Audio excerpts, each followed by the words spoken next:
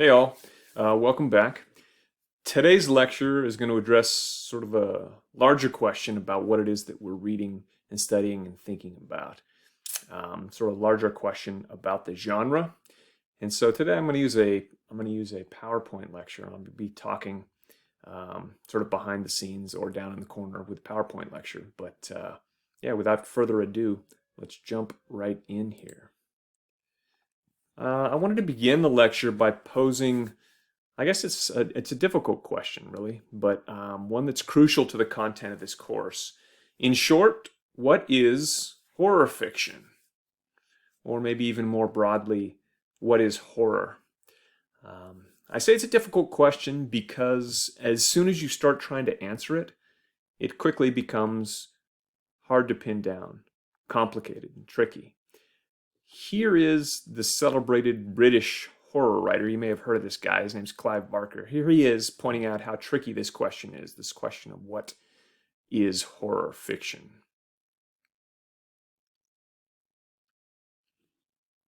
He writes, as soon as we begin to delve into the nature of horror, or attempt to list its manifestations in our culture, the sheer scale of the beast becomes apparent. Horror is everywhere. It's in fairy tales and the evening headlines. It's in street corner gossip and the incontrovertible facts of history. It's in playground ditties. Ring-a-ring-a-roses is a sweet little plague song.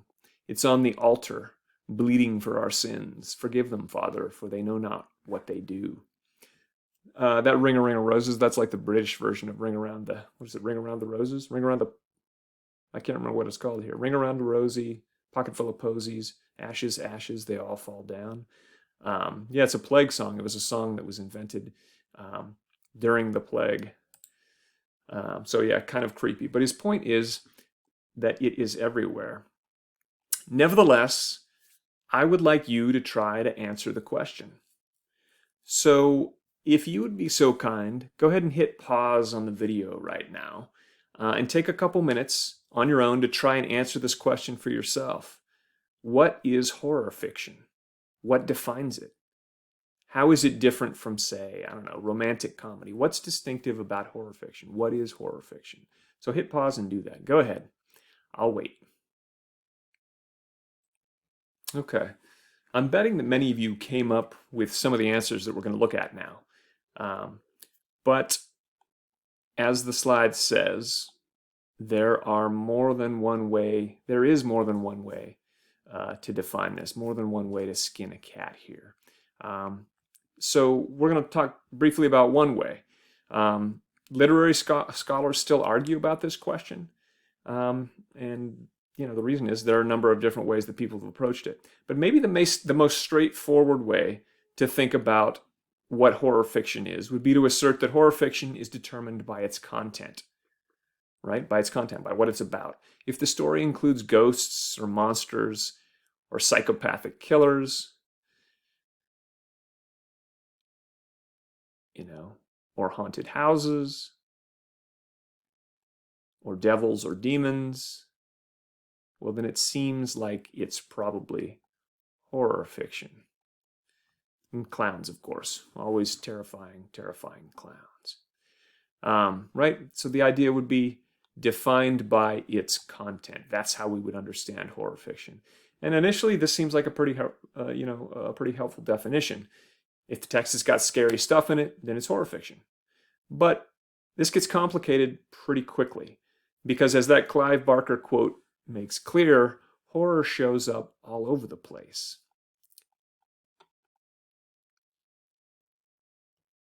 It doesn't sort of stay confined into one genre in that way. So it's a little bit different than other genres because of this. Okay. Here's a couple of examples of places that we can find it outside of this traditional horror genre. We see it in fairy tales, for instance. Right? Think about the slobbering teeth of the wolf as they eat the grandmother.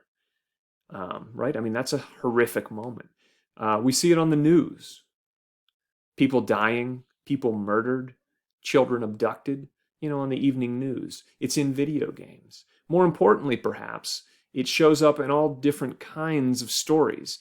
Horror can show up in comedies, in romances, in science fiction, etc. Here's a couple of even more prominent examples, right? If we think about Shakespeare, Shakespeare has his horrific elements. Probably his most violent play is it's a history play called Titus Andronicus.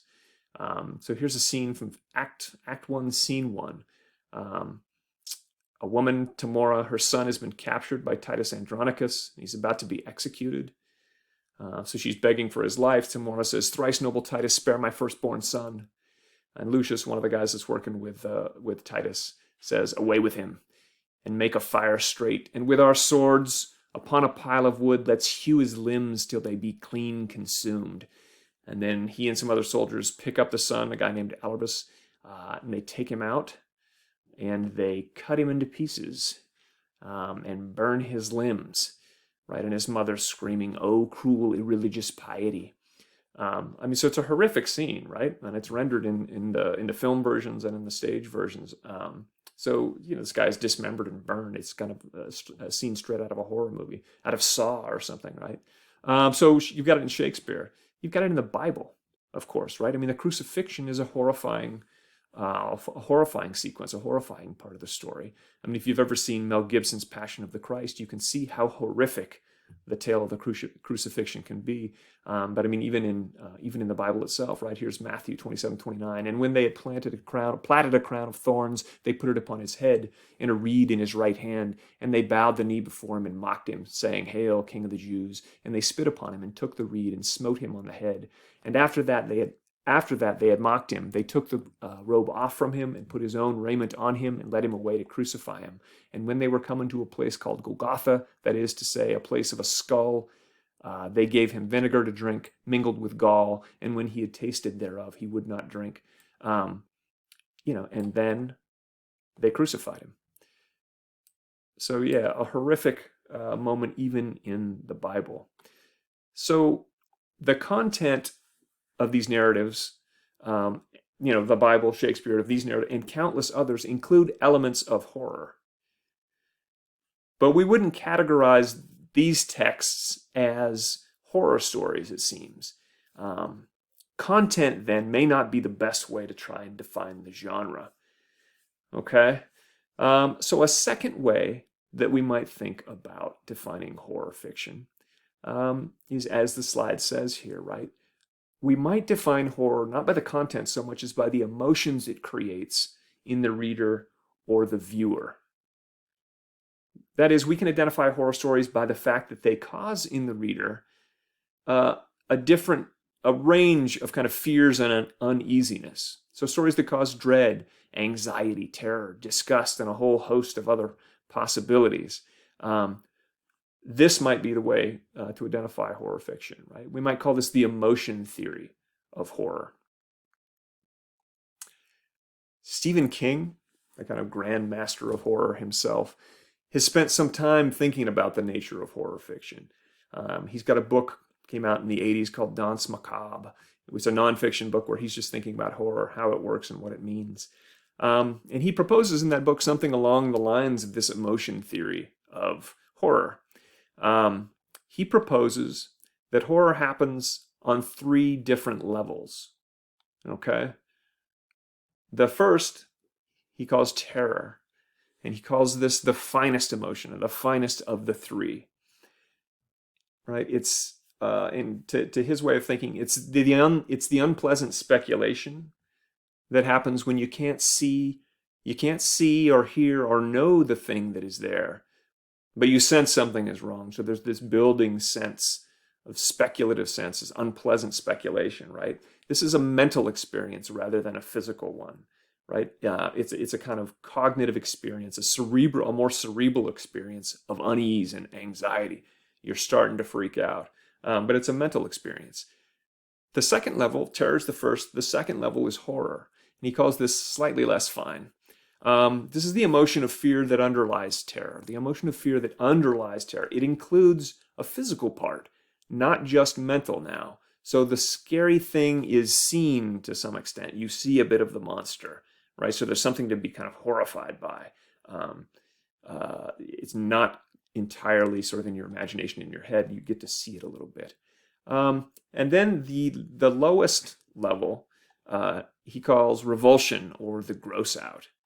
And this is a kind of gag reflex response, of a physical response. You see something, you're just like, ah, it's just nasty, right? I was thinking, even in that story, The Feather Pillow, the moment at the end when he picks up the pillow and cuts it apart and sees the parasite inside. There's this moment, for me anyway, of kind of revulsion there. This is a kind of gross out moment. Okay, so yes, he proposes these 3 levels. And I want you to pause the video again here just for a minute. And I'd like you to try to take a minute to think of an example, if you can, of each of these 3 levels.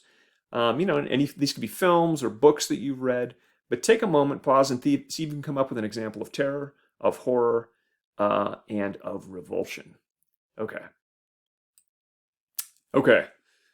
Keep those in mind. I've got a couple examples for you that I came up with. You knew I would. The first one, I'll give you an example of something that I think inspires a kind of feeling of terror.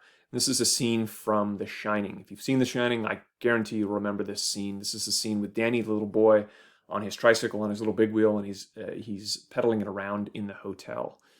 So take a look at this scene.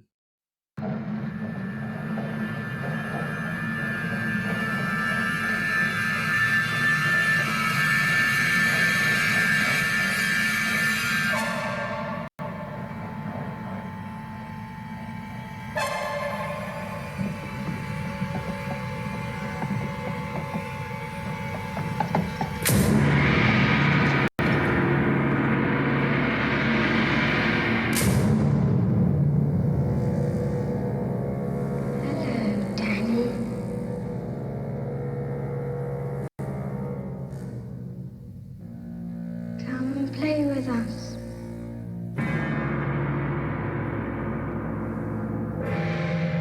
Come play with us, Danny. Okay, terrifying. I still have a kind of physical response, even though it's a mental experience. I have a physical response, but there's no sort of physicality there, right? There's nothing horrific or monstrous that we see. He's on a tricycle. He goes around a corner. He sees 2 little girls at the end of the hall, and they say, "Come play with me." But I think it's a terrifying scene for lots of different reasons. That to me is an example of terror. Now, for horror, I thought about the movie The Ring, which you may have seen, came out several years ago. This is the scene where the ghost girl comes crawling out of the well. Take a look.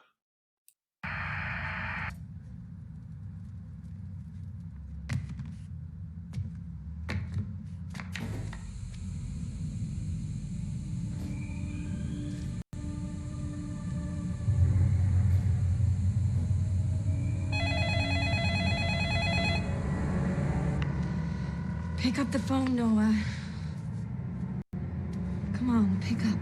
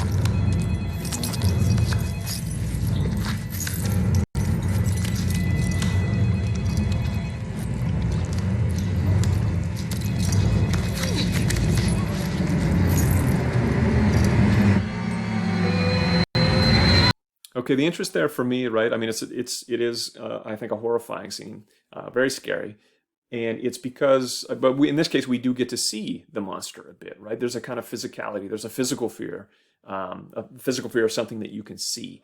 So the body is a little bit more involved here. The kind of the sensation of the things you can see and hear. It's not all kind of imagined in your head. She comes out, but it's also not really gross. There's no blood. I mean, I guess she has her face is looking a little rough, but it's not horrific. I mean, it's not revolting in any sense. There's no revulsion here. There's no gross out. Okay, so I don't know. I put that as an example of horror. And then the last example, yeah, buckle your seatbelts. This is a scene from John Carpenter's The Thing, one of my favorite horror movies from the mid '80s. And this is a scene where the alien has got inside of a dog. So some nastiness ensues. Take a look.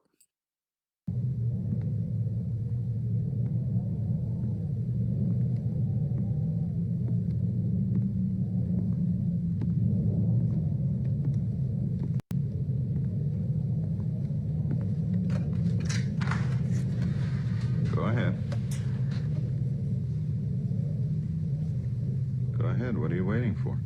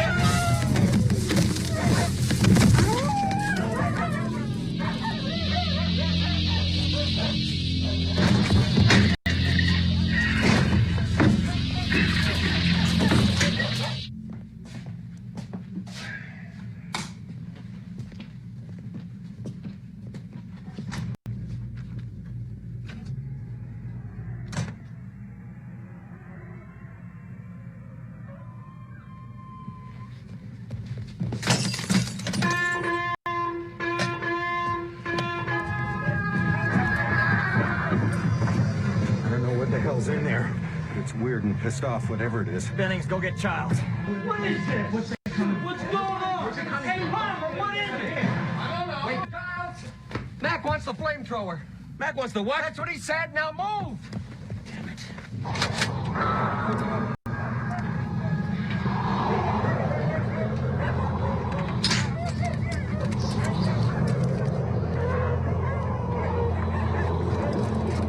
Stay back.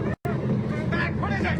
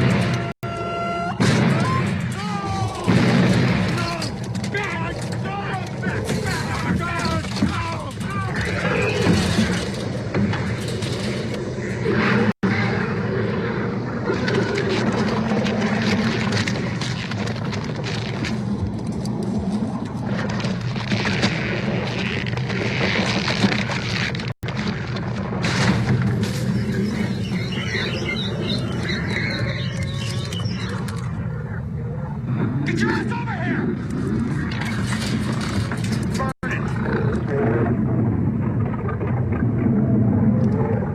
Damn it, Charles, torch it!